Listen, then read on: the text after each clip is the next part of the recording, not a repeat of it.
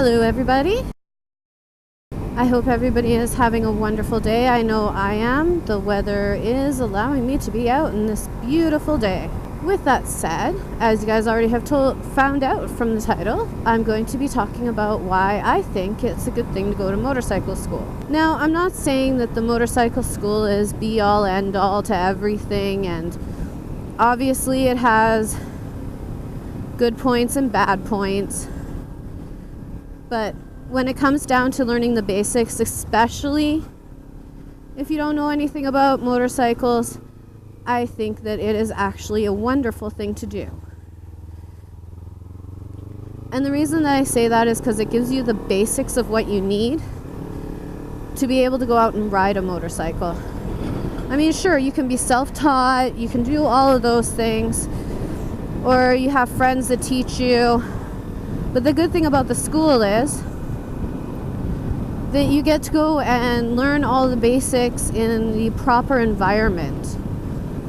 And what I mean by the proper environment is you have the teachers there, you're going low speeds, they're teaching you to understand your gears, your clutch, your throttle, obviously your brakes, which are very important as well. So for me, I think that that's a very important thing to learn the basics of, especially since you're going to be out on the road. I mean, obviously, I'm a different case than most people because I only have the motorcycle driver's license. I don't have the car driver license. So for me, I found that the experience to be a lot more valuable. Mr. K said he did as well, just because he got to learn the basics on their bikes, and if anything went wrong, well, it's not your bike. So I always appreciate the schools and people who go to the schools to learn, because I find that personally, I think that you're going to learn more from it than you would just going out there and doing trial and error. I know when I went, I was very stubborn about it. I was making sure that I got a gist of what they were trying to tell me and understand. Yes, it took me some time when I went out onto the road to get comfortable with it all because, well, now you're in traffic. Hi, puppy. Hi. You're cute. Yes, you are. You're a cute dog.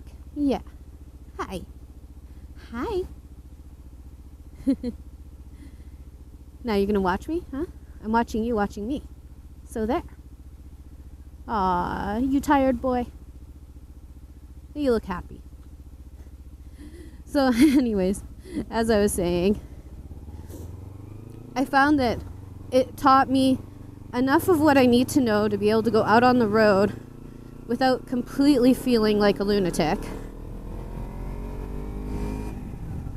And it also helped me understand how the bike is. And with all of that, obviously, it comes down to you have to go out there and put everything into practice. But I think having the basics is what actually really counts to what you can do in the bigger stuff. Well, I'm glad I stopped on this part instead of over there. Oh, squished tin can. Again, there I am off topic. Anyways, to summarize up my point is that I believe that by going to school, I learned better basics than I would have learned having somebody else try to teach me and worrying about their vehicle or, my vehicle and it being new. And even here in BC, I'm not exactly sure how it works to go out and learn with somebody other than going through the school. So I know it's not a requirement. I've seen people do it, but what I mean is I don't know how long the person has had to have their motorcycle license for, how many years, what classification, what age, because I know with the driver's license, in order to teach somebody, you have to be over 25 and you can't have any restrictions on your license. So that's why I'm not sure about with the motorcycle license, but I'm assuming it's going to be close to the same thing. But then there's also the whole communication aspect. When you're out on the road with each other, unless you have a communicator, it would be hard to convey to each other. I really am thankful, and I think everybody should at least think about going through the schooling to do it, because I think it will help you overall improve your skills anyways. And if nothing else, you get to be in a group of a bunch of people that are at the same or similar skill level as you, which have absolutely no idea how to ride a bike. They just all want to go ride a bike. So, I mean, you could end up making some riding pals from there, depending on where you go to class and how far away they live from you.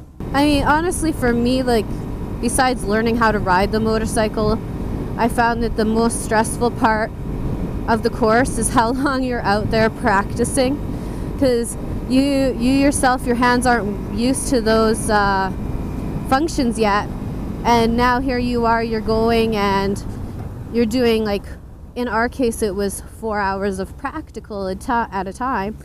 So you're going out there, and at the end of your 4 hours you're like, I don't think my hand is going to change from this position. It does, obviously, but it's just funny when you think about it. You're not used to it. You're breaking in unfamiliar equipment, everything like that. And on top of it, you're riding a motorcycle. Or at least trying to learn how to ride a motorcycle. Obviously, there's that whole learning everything in conjunction with each other, which honestly takes a lot of practice.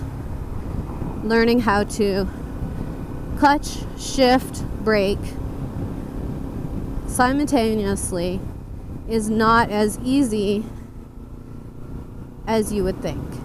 But once you get the hang of it, it's a ton of fun. So I really do recommend to any of you out there who are thinking about going and getting a motorcycle license to please do it through with a school. All those people that are teaching those courses have taught so many different types of people, so I'm pretty sure they can probably teach you as well. Let me know your thoughts on it, whether you learned from a school or you learned from a friend, and do you think that you missed out on anything either way?